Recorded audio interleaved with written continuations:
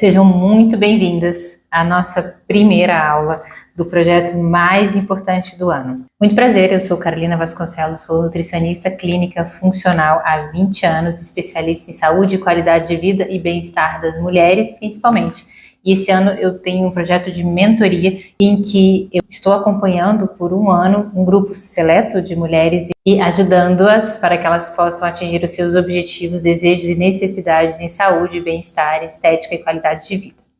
E as minhas mentoradas receberam recentemente um presente e no meio desse presente tem o que eu considero o bem mais valioso do que está ali, que é um dos livros que eu acho que é um dos mais importantes da atualidade, que é esse aqui, que muitos de vocês devem conhecer. Eu decidi destrinchá-lo o máximo que eu puder junto com as minhas mentoradas. Então eu pensei, por que não distribuir esse conhecimento, né, ampliar o alcance desse conhecimento com as minhas pacientes e com todas as pessoas que quiserem. Então como é que nós vamos fazer? Uma vez por semana eu vou subir na plataforma uma aula sobre um capítulo ou uma parte, eu vou explicar direitinho, desse livro aqui, em que eu vou explicar profundamente cada capítulo e por que ele é tão importante para mim e vai ser muito importante para você também. E essa aula vai ficar disponível para o público geral durante aquela semana inteira e na semana seguinte, quando eu entrar com a aula nova, a aula anterior cai e vai apenas para o grupo fechado da mentoria e a aula atual fica mais uma semana. E assim nós levaremos até o final do ano, tá? Se você tem o livro em casa, eu sugiro que você leia ele, de preferência antes de assistir a aula. Se não, você pode acompanhar comigo, mas eu dividi as aulas da seguinte forma. Cada capítulo, uma aula, até o final, que são 17 capítulos no total. Então, isso dá basicamente uma aula por semana até o final do ano, quando a gente fecha esse conteúdo e daí você vai entender, tenho certeza, a diferença que esse material e que tudo que eu vou trazer para você a partir desse material vai fazer na sua vida.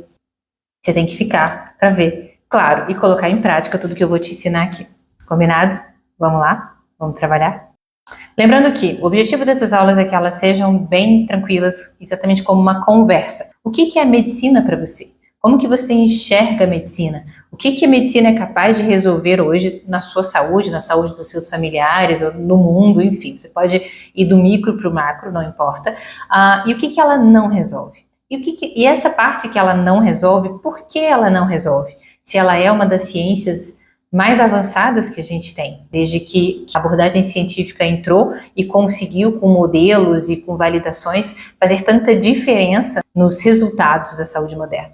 Então, o livro começa trazendo exatamente essa reflexão e a explicação para algumas dessas respostas, que não necessariamente são as respostas que nós gostaríamos, mas é mais sobre enxergar a realidade como ela é e a partir daí tentar melhorar aquilo que for possível. Então, o Attia fala que nós temos basicamente dois tipos de morte, as mortes rápidas e as mortes lentas. As mortes rápidas são aquelas que acontecem por acidentes ou por doenças infectocontagiosas. Se você pega uma infecção bacteriana, por exemplo, e você não trata, você pode morrer em questão de dias, às vezes 24, 36, 48 horas sem tratamento, tá? E as mortes lentas são causadas por aquilo que ele chama, que eu acho também sensacional, e aí eu adaptei, os 4 cavaleiros do Apocalipse, que são as mortes formadas basicamente por 4 motivos, né, 4 grandes grupos principais.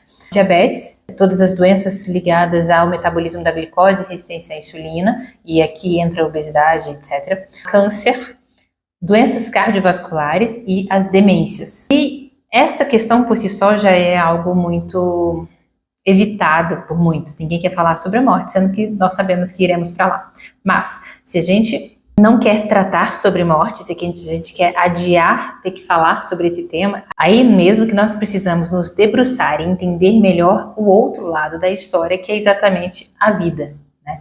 Mais precisamente nessas aulas a gente vai tratar sobre a longevidade, tá? E daí, aqui já é um primeiro termo que exige maiores explicações. Então, recapitulando, se eu sei que eu vou morrer, se eu tenho basicamente 2 tipos de morte, as mortes lentas e as mortes rápidas, cada uma causada por motivos diferentes. Se eu não quero ficar pensando, falando muito sobre isso, eu preciso tratar os aspectos da vida, mais precisamente os aspectos da longevidade. E quando eu falo em longevidade, eu preciso explicar Por quê? Porque nós temos uma deturpação conceitual muito grande em relação à longevidade. Ela não é uma questão simples, é uma questão de milhares de anos. O ser humano pensa sobre isso, reflete sobre isso e busca essa tal dessa longevidade há milhares de anos. E a gente precisa entender que tipo de longevidade que nós estamos falando. E o autor do livro deixa muito claro que definitivamente é melhor começar pelo que não é longevidade quando ele está tratando desse tema.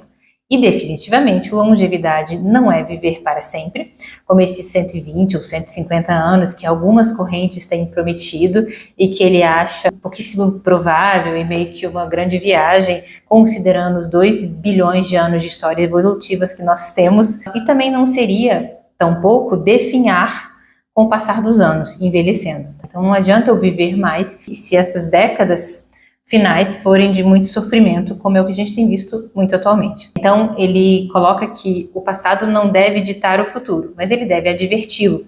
Então isso vale tanto para essa expectativa de viver 150 anos, que parece meio irreal, e assim como para esse aumento da expectativa de vida que nós observamos nos últimos anos, mas que nos traz um outro problema, que é esse definhar cada vez mais, que não necessariamente seja viver, é simplesmente estar mais tempo aqui, mas sem nenhuma qualidade de vida, sem nenhuma funcionalidade.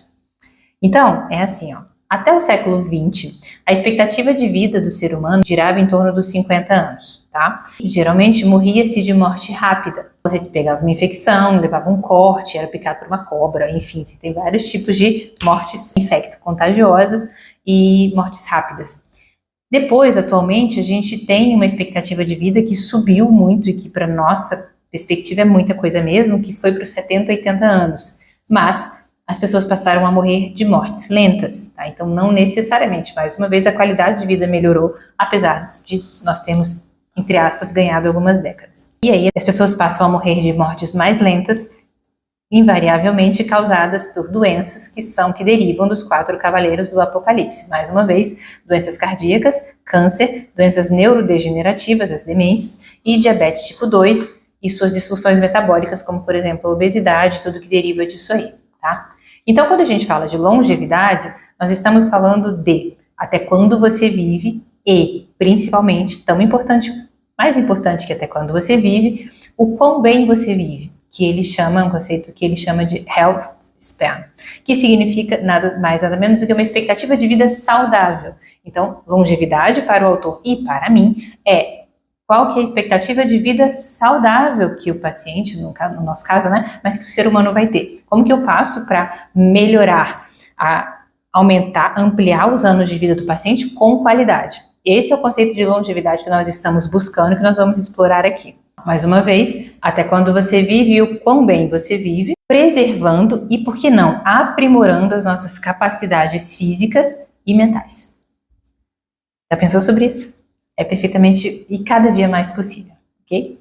Então, ele coloca aqui, a única forma de nós criarmos um futuro melhor é exatamente começar a pensar nesse assunto e agir agora, tá?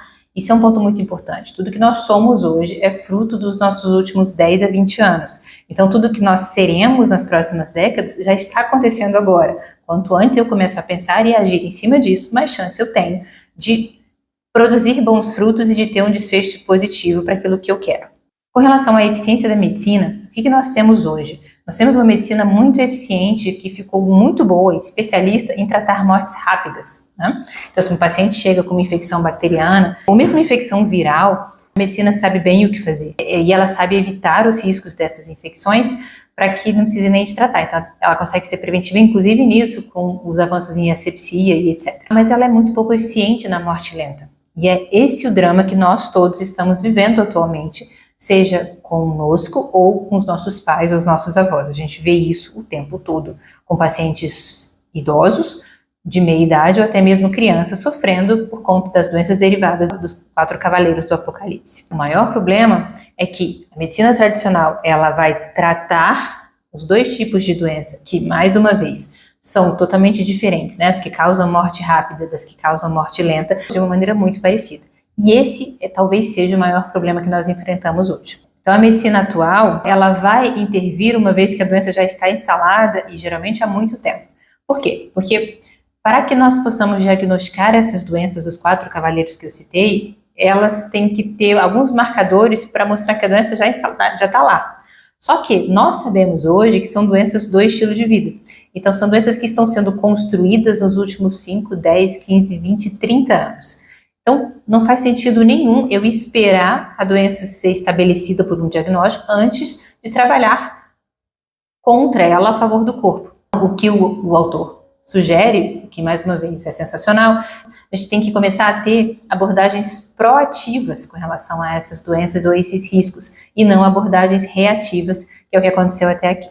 A ideia é intervir para que nós possamos viver sem doenças, ao invés de simplesmente prolongar a vida com elas. A verdade, e essa verdade é uma verdade muito dura, e eu não sei se você já pensou sobre isso, é que a medicina atual, ela não sabe tratar as doenças crônicas. Ela não sabe como controlar as doenças crônicas. E ele coloca algumas explicações para o fato da medicina atual não conseguir lidar com elas, que são o seguinte: essas doenças, elas não são agudas, elas não aparecem de uma vez, como nós já conversamos. Elas são multifatoriais e são processos lentos. Outro ponto que ele também já colocou é que nós estamos olhando da ponta errada. Em vez de a gente olhar lá no começo, o que começou a causar, a gente olha lá no final, quando ela já está estabelecida, e fica infinitamente mais difícil de tratar, e em muitos casos fica impossível. Alguns exemplos: a gente tem graves erros quanto às causas dos 4 cavaleiros. A gente já está patinando e descobrindo por que o câncer nasce, por que as demências aparecem, como que a resistência à insulina se instala, gerando obesidade e vice-versa, como que as doenças do coração aparecem e quais são os grandes fatores de riscos. A gente está patinando nas causas. Nós temos erros, por exemplo, na avaliação do colesterol, no subdiagnóstico de esteatose hepática, a famosa gordura do fígado. Então, nós subestimamos a importância da gordura no fígado nos pacientes, que é um fator altíssimo de risco para as outras coisas aparecerem. Quase todas as estratégias, ou seja, as abordagens são parecidas e, olha só, não funcionam. Nós subestimamos o papel da proteína no nosso dia a dia, nós subestimamos o papel do exercício no nosso dia a dia, e nós subestimamos a importância e a determinância da saúde mental no meio de tudo isso. Para fechar esse capítulo 1, eu queria trazer aonde que eu me identifico com esse livro. Por que eu estou aqui investindo meu tempo, estudando e me aprofundando nesse livro que, mais uma vez, é um dos mais importantes da minha história com saúde e nutrição. Porque ele se coloca como um tradutor das descobertas e da prática clínica. Afinal de contas, ele atende muitos pacientes, atendeu e continua atendendo, ajudando você a compreender e a aplicar essas descobertas na sua vida, no seu benefício, ou seja, unindo arte e ciência. Eu acho sensacional porque nos meus 20 anos de profissão, essa sempre foi a minha busca. Essa sempre foi o meu olhar, o que sempre fez sentido para mim, essa integração entre as descobertas científicas e a individualidade de cada paciente que aparece para mim com a sua história única, com o seu quebra-cabeça único e como que eu posso ajudá-lo. O nome do livro significa exatamente isso, que a ideia é viver mais e viver melhor, porque afinal de contas, viver melhor, mas morrer cedo é um desperdício, mas também viver mais sem qualidade de vida é questionável, sendo que a maioria dos motivos que nos levam a viver pior são perfeitamente evitáveis, e é isso que eu e o Atia vamos te provar com esse livro. A partir de hoje, nós vamos entrar numa jornada em que nós teremos como objetivo aumentar a sua expectativa de vida em 10 anos, mas principalmente a sua qualidade de vida em, por que não, 10 a 20 anos. Lembra que eu falo para vocês sempre que é perfeitamente possível estar muito melhor do que há 10 anos atrás e que eu sou um exemplo pessoal disso? Pois é, nós vamos trabalhar e conversar e te provar isso a partir de agora.